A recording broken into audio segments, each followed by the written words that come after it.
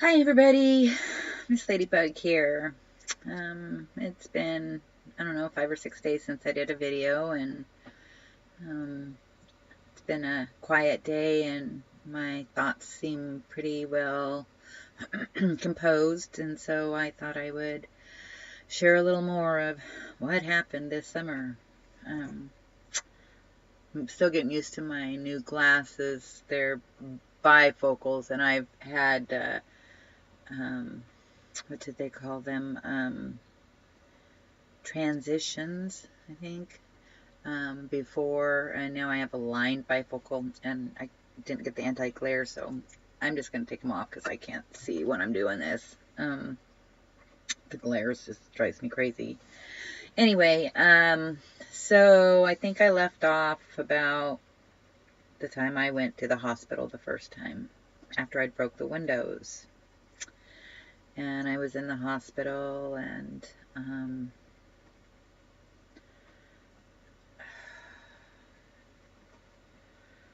I wasn't sleeping, and they were trying all these different medications. They could not believe that I could take so many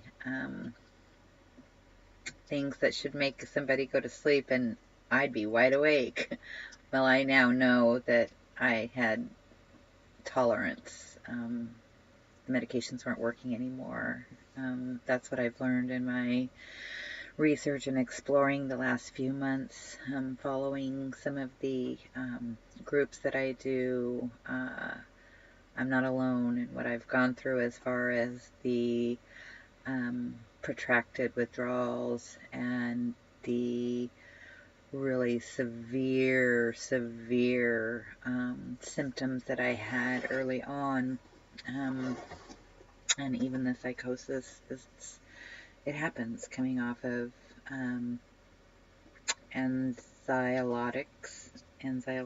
I can't, my vocabulary has been so challenged through all this. It's sad. But anyway, so I was in the hospital, and they were medicating me, and I was trying to see if I could find a place for inpatient. I had been corresponding with the woman who had been my counselor when I was in gambling treatment. Her and I had been corresponding through texts, and trying to find a place where I could go and rest and get some treatment for what all was ailing me. Well, I now know, the only thing that'll happen in treatment is they'll just give you more meds. So anyway, that didn't happen, and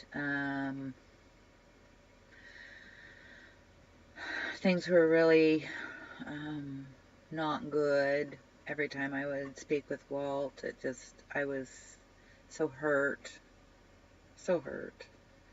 And anyway, the doctor finally said, I can't keep you any longer just because you don't sleep, and just because you have suicidal ideation, because both of those are things that can go on for a long, long time. And so he said, I have to discharge you, and you'll have to follow up with outpatient. And Walt was saying I couldn't go back to the property, and I'm saying, you can't just kick me out with no notice. That's against the law.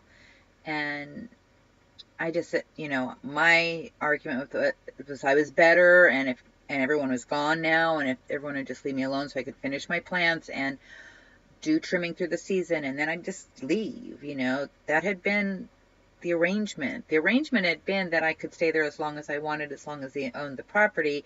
And then there was also that I was going to be earning the money so that if I did want to leave, that I could. Well, I had the $2,000, but that's all I had in the world, and that doesn't last very long. And I didn't, that was my little stash. That was my safety net. And it was nobody's business that I had that, and I was really actually quite upset with the social worker that he had divulged that private information to people. because I think that that swayed, maybe not. Maybe I'm trying to uh, give the benefit of the doubt, but I think that that did sway Walt's actions, so I'm getting, my doctor was on the phone with Walt at 2:30 in the afternoon when I'm getting discharged. My friend Myrna came and got me, and we had to go get my prescriptions, and so we did that, and then she lived closer to Jacksonville, and so we had to drive past her place because we had to go to where my dog was and get Shasta, and then she was going to drop me off at my trailer. Well, so we're driving on the highway, and we're driving by the property, and there's my trailer down at the bottom of the hill, and I'm just like, what's going on? Why is my trailer at the bottom of the hill? And she's like, let's just go get your dog. We'll figure it out. We went and got my dog. And we went back, and my trailer had been broken into because I had left it locked. The police left it locked. They didn't open it. They left my stuff sitting outside. No one went into my trailer. The person who had my dog, she knew that my trailer was locked. My brother and dad, who had been at the trailer, they knew that it was locked. Everyone knew it was locked. But he told the people that were the growers on the property that they could have permission to break in, and then he wanted to move it off the property. And so they moved it to the bottom of the hill. They did not, anyone who hauls a travel trailer knows you have to secure things. This all happened in less than an hour. They just threw stuff in. And it was already there was broken glass from a mirror that I had broke when I was having my psychosis. And there was some mess in there because I had been freaking out. But they pulled it down that big, long, 3/4 mile steep driveway with nothing secured, and they had just thrown stuff in there that was sitting out around. And I'm just coming out of the hospital.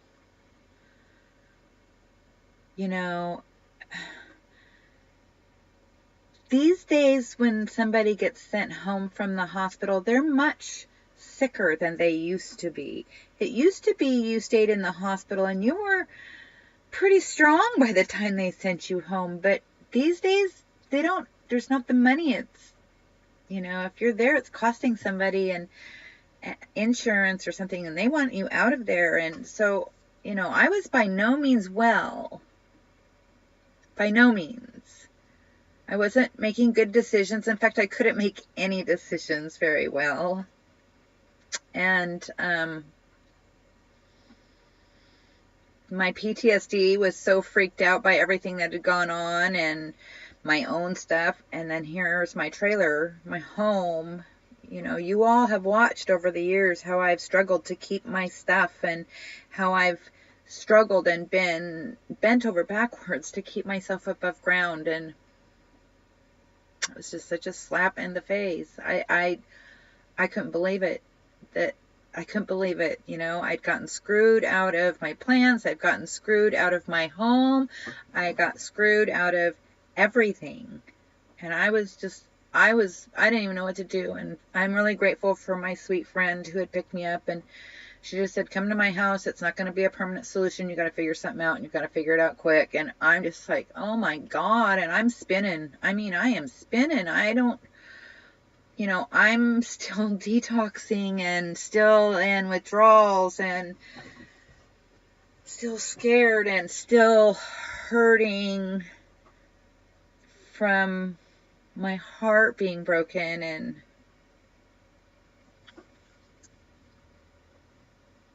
it just was, that was just the worst, really. That was so traumatic to see my house destroyed. And I couldn't go in there. I'd go in there and I'd just start trembling and shaking, and I couldn't handle it. I just couldn't. And I was afraid to be on the property. Myrna was afraid to be on the property. She says, come on, these people are bad. Let's get out of here. And so I went to her house and contacted my kid who had my truck and told them the situation and asked if I could possibly have the vehicle back. And that had been my payment to him because he didn't get paid from the property. He's supposed to get paid after the growing season was done. That was the promise. That was the last time in June that was told to me.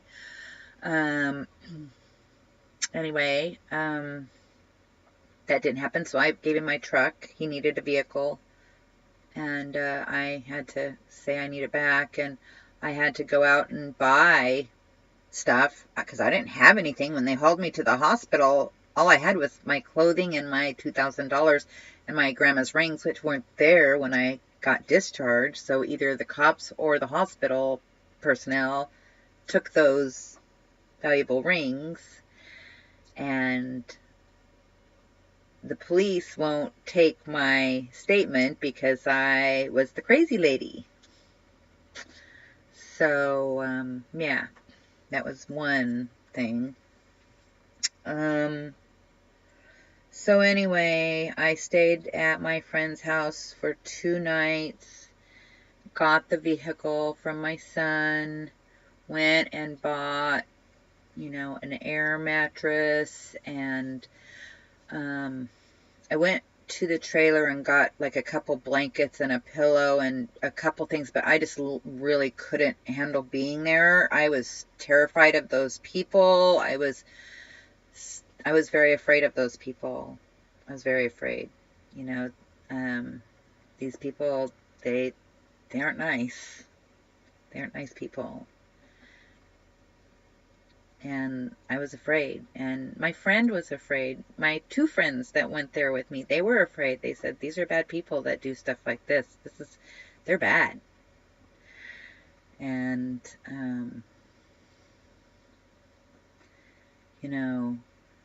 I knew that I had done the wrong thing, breaking the windows, but I didn't change someone's life overnight. They changed my life overnight when I was at my worst, lowest point ever. So then I was down by the river during the day. I would just go hang out at the river. I didn't have anywhere to go, anything to do. My life was on the ranch, taking care of the animals and the trees and the shrubs and my plants. That was my life. So I didn't have anything to do, and I emotionally couldn't do anything anyway. I just, I was so depressed and so heartbroken and so scared, and I didn't know what to do or where to go. I couldn't let go of things because I couldn't think about anything. And I just didn't know how to do anything right then. I just didn't know how to do anything, and I was not being given an inch, not a hairbreadth's grace. No empathy and no grace. None. In fact, it was the opposite.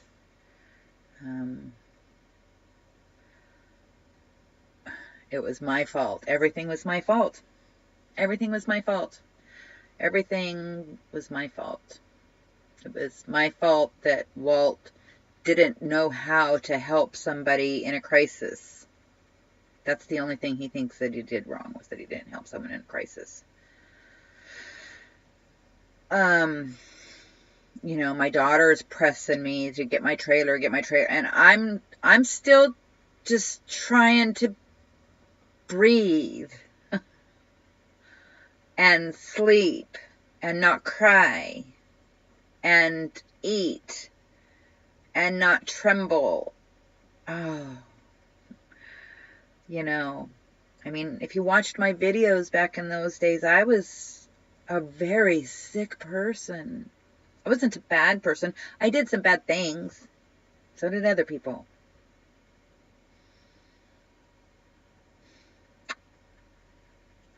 And they say they aren't sick, so that means it's malicious.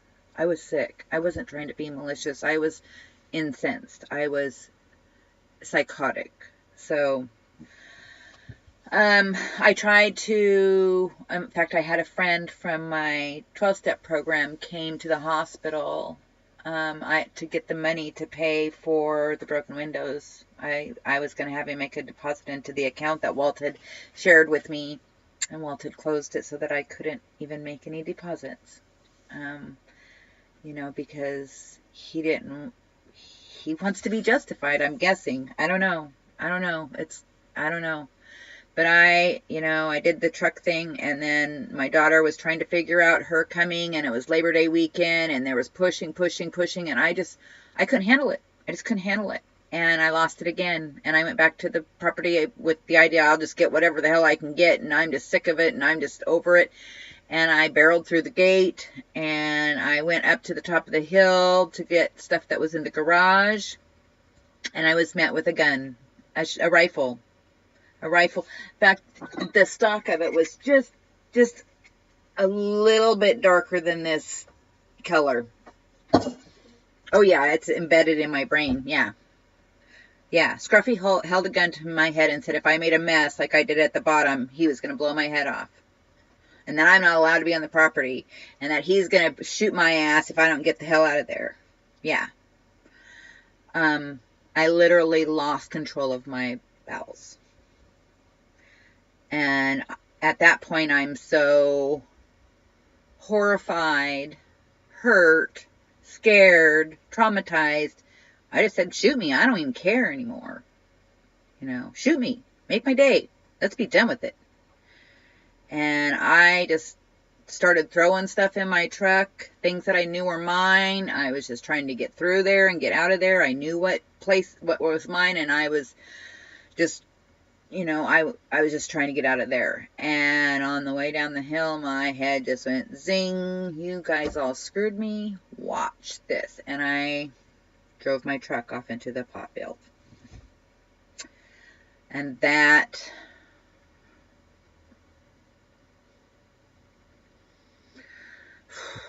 well, I got stuck. And, my reminder to take my medicine that I hopefully don't have to take much longer. So anyway, I tried and tried. I was trying to get out of there back and forth, and I guess I spun the tires so hard and so long that the back end caught on fire. I don't know. I just know that some guy, some crazed old crackly looking freak old man with long stringy white hair, and I could point him out. I've seen him before. He was at Jim's. He came at the car door with a tire iron, and I have pictures. He hit me in the arm as I put my arm up. He hit me and he said, "You crazy bitch, I'm gonna kill you." And he's hitting on me, and I finally opened the door and shoved him out of the way, and I took tearing off over to the neighbors, screaming for the neighbor, and this guy's chasing me with the tire iron. And the neighbor Mike said, "You get off my property, you leave her alone." And I get there and I'm hysterical. And I told him I crap my pants, I was embarrassed, but I was like, I gotta get this off, and I don't know what to do, and oh my God. And he's like, "You really made a mess of things." And I'm like, I know, and I knew, and I just was afraid, and I did what I always did. I ran into the forest. And I stayed in there till I fell into the creek and lost my sunglasses, and I was cold and freezing and wet and hungry and scared. And it was getting dark, and I had nothing except my bag that had $2,000 in it, or not that much by then. I think I'd spent close to $500 getting myself some clothes and things that I needed just to get by living in my truck.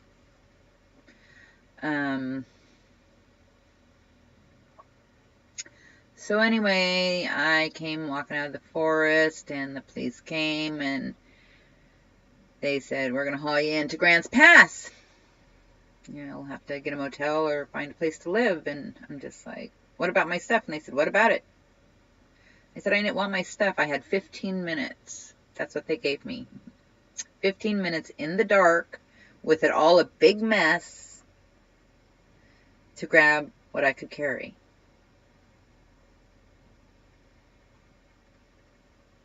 So I just grabbed some clothes and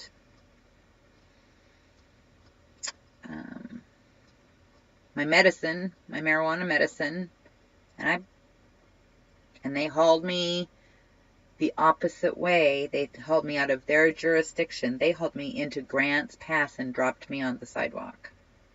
That was their courtesy ride.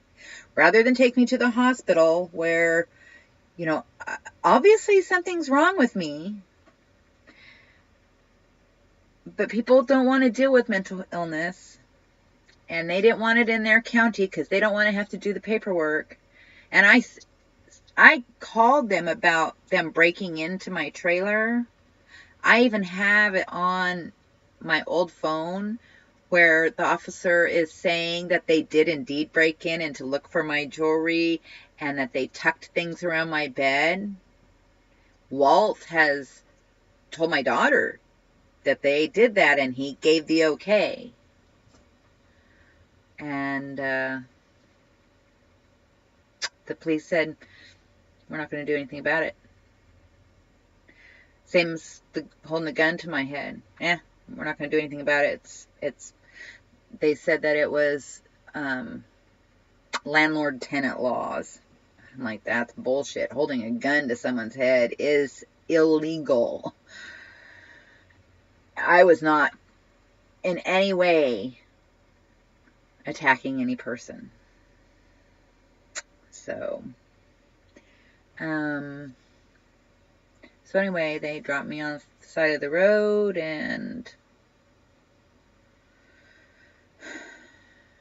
I sat there on the sidewalk and cried for a while, and then I was like, well, I guess I'll get a motel, and you know, that was $110, and that's what I did for like 5 days. I just would walk during the day crying, and then I'd get a motel at night and be suicidal. I was drinking because I was in so much pain. I was trying to medicate that way, and I was, I don't know, drinking 4, 5, 6 beers a night, and then becoming suicidal, and I knew I couldn't maintain that anymore. And so I finally went to the hospital, and I didn't realize in Josephine County, the only psych treatment that they have is at their local drug and alcohol unit. So I wasn't happy to be there. I still to this day don't feel that that was the proper placement for me. They did not help me at all. They put me on more meds. They treated me like I was an addict. I even had one of the nurses be very condescending towards me, saying that, well, you took the pills, no one forced you. And I'm like, I went to my doctor for various conditions, and these were medications that were prescribed to me. I didn't go begging for them. You don't know anything about me. What are you doing? And I've been told by my counselor to file a complaint on him, actually, which I probably will. I've just been trying to stay in the moment, and I've been trying to just take care of myself, but eventually I will go back and take care of that, as well as take care of filing a complaint about the rings being gone. I was in that place for 12 days. That was awful. While I was in there, while I was suicidal, I wrote my children and said, I don't want any of my stuff. I'll never go back there. You can do whatever you want. And I guess they took that to heart, because while I was in the treatment facility trying again to find a place to get treatment, a place where someone could understand what was going on and help maybe, which I've learned now there really is not any places for people with protracted withdrawals off benzodiazepines. There just isn't. Or if there is, it's so cost prohibitive for the average person that most of us that go through this just have to suffer. So anyway, that was a real big blow to call and say, what do I have, if anything, to work with when I get out of here, because they're going to discharge me to the streets, because that's what they did, is they discharged me to the streets, still suicidal, still not stable. And she goes, what do you mean, what do you have? You said you didn't want anything, it's all gone. We sold your trailer, we got rid of everything. I'm just like, what? She goes, yeah, good, free store, Goodwill, and sold a trailer. And I mean, it was just another blow. It was just like, who does these kind of things? Why? I still don't understand. I still don't understand. I can't even comprehend, and I'm not alone in that. The things that were done were really awful. The things that other people did were really awful, and made this whole situation for me so much more traumatic than it needed to be. So they discharged me to the streets. My good friend Myrna picked me up again, or actually my friend Stan picked me up and took me to Myrna's, and I stayed there for 3 days, which was 2 days more than I felt really comfortable. But I tried to make up for it. I helped her and did a bunch of chores and stuff. But, you know, I've been independent, and it was very hard for me. And anyway, an arrangement was made for me to come to where I am at my cousin's. She's had this trailer here, and she had asked me 2 years prior, when I was first looking for my trailer, she says, I've got a trailer, come live in my trailer and you can take care of my property. And I wasn't ready, but it was a good thing now. So I'm in her trailer, and I have a certain number of, I have chores to do, and it's based on time per week. And some weeks it's a challenge for me to do those hours, but I'm forcing myself, and I'm getting things done, and I'm feeling good about what I'm doing. She took me out when I first got here, and we went to the Goodwill and, you know, got some linens and pots and pans and things to cook with and eat with, because I had nothing. And then I've had to spend my own money that I didn't have very much of, filling in the blanks, and clothes and shoes, and I'm almost out of my marijuana medicine, and so I've had to buy medicine, because that's my medicine now. And here I am, 7 months post opioid cessation, and 5 months after routine benzo cessation. And I'm just having a window this last 10 days ago or so. But I lost out on everything I'd worked for the whole year, pretty much. You know, it's December, and this was when Walt was here for the holiday. He was here on the West Coast for Thanksgiving, and you know, under different circumstances, it would have been having a harvest party and celebrating, and I would have money in my pocket. I would have been trimming. This was the only time of year I've really had any money ever in the last 4 years, but I missed out on trimming. I missed out on my plants. I'm not going to have my own medicine because I got screwed out of that. And then I lost my home and all my belongings because I broke some windows. And I sent bad texts and messages when I was suicidal and angry and raging, and I did those things. I sent really bad things, and I did a lot of bad. I mean, I scared people. I know that. I'm not making light of it, but I also am saying I was sick, and it's not an excuse. It's the fact. I was sick. So what's your excuse? I don't understand how people can take advantage of somebody under such circumstances. It's just, and I've tried to work with people, and they're going to still, when people are going to still be around people who've physically tried to hurt me, I don't need those kind of people in my life. And Walt still thinks those people are great for doing business with and believes them more than he believes me about what happened. And that's fine. That's just fine. Actions speak louder than words. So, anyway, I kind of am at the point I really don't.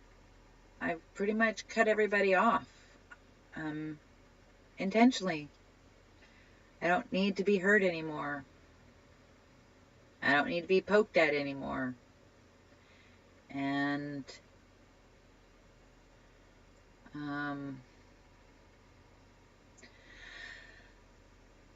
if I'm going to be the brunt of somebody's joke, well, I'm going to do it from afar, and they're going to be mostly making up shit because I have a pretty quiet life and have for all these years since I quit working. And other than what I've been through with going through this, there's no one down in Southern Oregon that can say anything bad about me. Prior to going through detox, getting off these medications and what that brought on, otherwise, nobody could say anything bad about me. I was a good citizen and a good friend, a good girlfriend. I was trying to be a good grandma, a good mom. And it just really feels like everybody has put me in this different light because of being sick. So, anyway, I'm grateful I'm in a window. I'm grateful I have a roof over my head. Grateful I have Shasta. And she's grateful she has me too. We are a good pair together. I'm grateful that I have a handful of friends, a couple people that I can really trust and who were really there. I'm grateful that my cousin has this place and that it's giving me an opportunity, and I'm doing the best I can to do my part too. I always have. Anyway, so I think that's about the end of it. I'm doing much better. I do still have a lot of sadness every time I go, even so much as to get ready to go. I mean, I found this is a scarf that I had. Do you know I had 20 scarves, necklaces, earrings, clothing,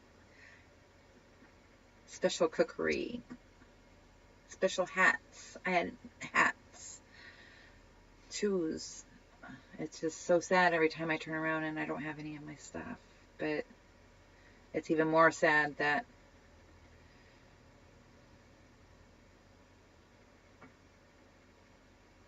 the people I've loved the very, very most over the last few years, I've had to shove them all out of my life, or they've chosen to be out of my life. I think it's really sad that I'm sitting here with just very few dollars in my pocket and very limited on what I can earn. And I made Peacefield Ranch probably $30,000 to $40,000 last year.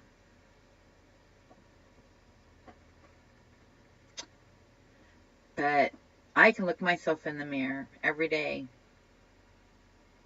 Some days it's hard because I'm still hurting and I'm still going through this, and I still have to come off all these damn medicines they put me on when I was back in the hospital, and I still don't know, I don't feel comfortable that I can make my future right now. Right now I just am kind of taking things a day at a time. Anyway,